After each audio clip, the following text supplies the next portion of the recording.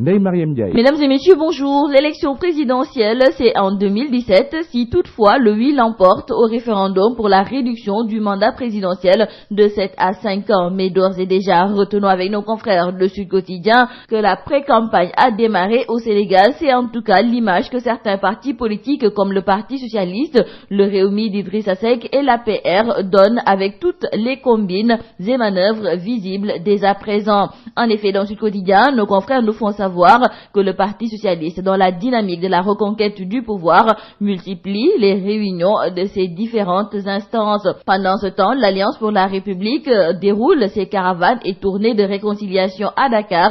Qui plus est, le Réumi d'Idrissa Seck continue sa tournée politique dans les coins et recoins du pays. Et selon nos confrères de Sud Quotidien, ce sont des manœuvres qui annoncent que la bataille politique pour la conquête ou le maintien du pouvoir ne sera d'aucun repos pour les différents prétendants au fauteuil présidentiel. Restons avec Sud Quotidien aujourd'hui. Nos confrères nous servent la réplique de Bouna Massal, le patron des jeunesses socialistes, après la sortie du secrétaire général du PTP, Maître El Hadj Diouf. Pour Bouna Massal, le Parti socialiste n'a pas de leçon à recevoir de qui que ce soit, encore moins de Maître El Hadj Diouf.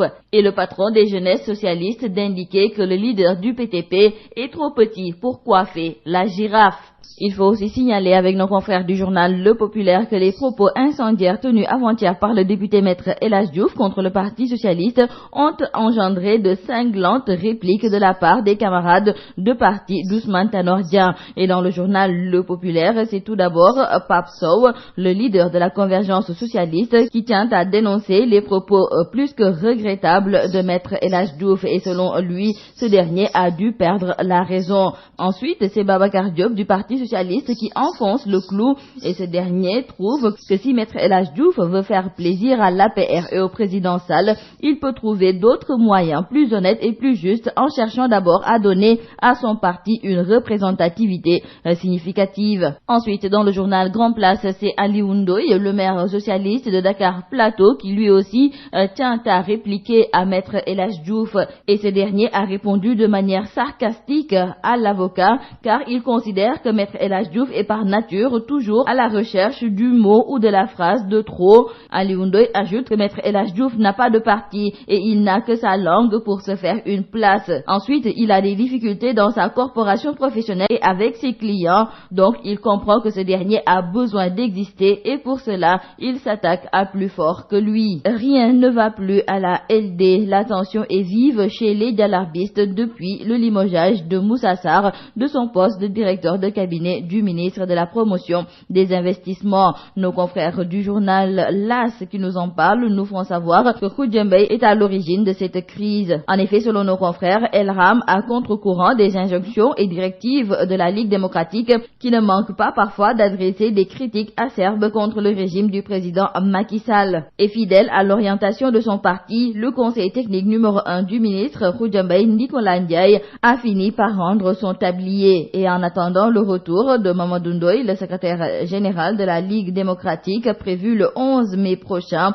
nos confrères du journal LAS écrivent que la LD retient son souffle. Beaucoup de responsables dialarbistes veulent que la LD quitte désormais la mouvance présidentielle. Un déficit alimentaire et nutritionnel noté dans 7600 villages et quartiers du Sénégal. L'information figure à la une du quotidien Le Soleil et nos confrères nous indiquent que c'est le conseiller spécial en agriculture du Premier ministre Fallou Dièye qui l'a fait savoir hier. C'est pourquoi, de juin à août 2015, l'État va distribuer des vivres à ces personnes confrontées à une insécurité alimentaire. Nos confrères du journal Réumi Quotidien nous font part du désarroi des arabisans de la banlieue réunis dans l'association pour le travail et le progrès islamique qui redoutent une annulation du pèlerinage à cause de la situation qui prévaut au Yémen. Et selon ces arabisans, si cette situation n'est pas rapidement solutionnée, elle entraînera l'annulation du pèlerinage car les djihadistes pourraient viser la Mecque. Et dans le journal Libération, nos confrères nous révèlent que Sayer Kébé, un élève en classe de terminale, a été inculpé et placé sous mandat de dépôt par le doyen des juges pour activité terroriste. En effet, le jeune homme avait envoyé un mail à l'ambassade des États-Unis à Dakar pour annoncer des représailles contre les intérêts américains. Et nous terminons par nos confrères du journal Sunu Lamb qui nous parle de ce chamboulement en vue ce dimanche.